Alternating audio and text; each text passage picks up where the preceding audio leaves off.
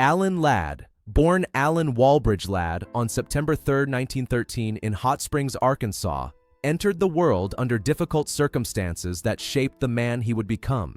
His father died when Alan was only 4, and his mother Raleigh moved the family first to Oklahoma City and then to California in search of a better life. The family struggled financially, and Alan suffered from chronic malnutrition as a child, which affected his growth and left him with a shorter stature as an adult. Standing at just 5'6", he was never physically imposing, but he carried a quiet strength and resilience that people noticed early on. In high school, he showed athletic promise, especially in swimming and diving, but it was drama class that truly captured his attention. Graduating from North Hollywood High School in 1934, Alan's good looks and natural screen presence led him to work behind the scenes in Hollywood as a grip and extra. It was slow, uncertain work, but it was also the first step toward the career he would eventually build, and it was clear even then that he had the kind of persistence that doesn't quit when doors stay closed. The slow rise and the power of persistence. Alan Ladd's early career was not a story of overnight success. Throughout the 1930s, he worked various odd jobs to survive: carpentry, radio announcing, small uncredited film roles, always hoping for a chance to step out from behind the camera. The industry favored taller, more traditionally heroic figures, and Ladd's smaller frame often made it harder for him to stand out. But he never stopped pushing. His big break came when talent agent Sue Carroll noticed him and believed in his potential, working tirelessly to promote him. In 1942, everything changed with his role in This Gun for Hire, where he played Raven, a complex hitman with a cold exterior and hidden vulnerability. His performance shocked audiences, showing a new kind of leading man, intense, brooding, and emotionally layered. It was a breakthrough that transformed not only his career, but also the genre of film noir, helping establish a new archetype of the anti-hero, who could be both dangerous and sympathetic. Hollywood's new anti-hero. After This Gun for Hire, Ladd became one of Paramount's most bankable stars, starring in a string of successful films throughout the 1940s and early 1950s. Movies like The Glass Key, 1942, The Blue Dahlia, 1946, and Kiss of Death, 1947, positioned him as a man who played tough, morally conflicted characters who never fully fit into the world around them. He often embodied the kind of quiet strength that didn't need to shout to be heard. This era also brought his famous pairing with actress Veronica Lake. Their chemistry became iconic, and their on-screen partnership drew audiences into stories of mystery, danger, and emotional intensity.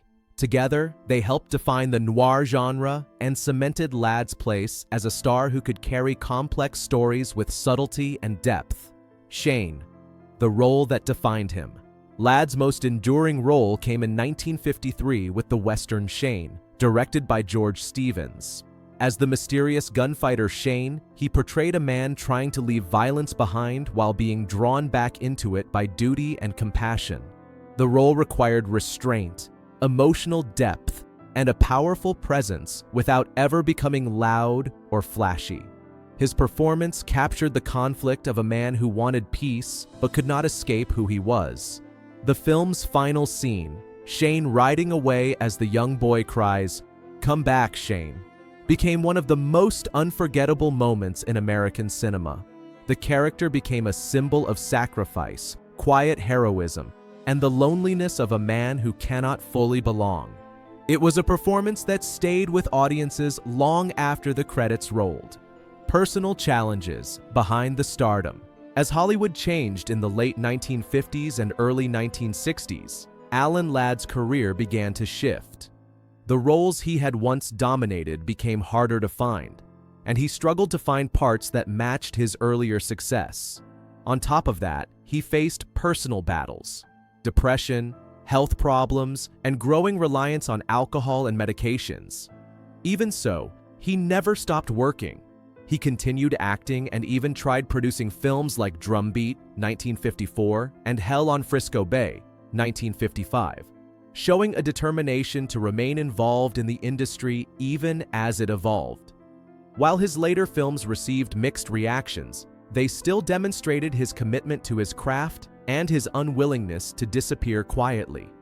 His final film appearance was in The Carpetbaggers, 1964, a supporting role that reminded audiences of his enduring screen presence and the deep emotional weight he brought to every character. Love, marriage, and family life. Alan Ladd's personal life was complicated and shaped by the same pressures that shaped his career. His first marriage was to Marguerite Jane Midgie Harold, his high school sweetheart, in October 1936. The marriage happened while he was still struggling to build his acting career, and they welcomed a son, Alan Ladd Jr., in 1937. The relationship offered stability during difficult years, but as Ladd's career began to rise, the strain became too great, and they divorced in 1941. Marguerite later remarried and died young in 1957. Ladd's second marriage was to Sue Carroll, a former actress turned talent agent who had played a major role in his rise to stardom. They married in 1942, and despite early legal complications due to his previous divorce, their relationship endured for more than 2 decades. Sue became not just his wife, but his strongest supporter and protector, raising their blended family with warmth and dedication. They had 2 children together, Alana, born 1943, and David, born 1947, and Ladd embraced his role as a father and stepfather with genuine care, creating a private family life that stood in contrast to the public intensity of his career. A rivalry that stayed with him. Even in a career filled with powerful performances, one conflict remained especially personal for Ladd: his relationship with actor Jack Palance. Their on-screen tension in Shane is legendary, but for Ladd, the tension was not just acting, it was real.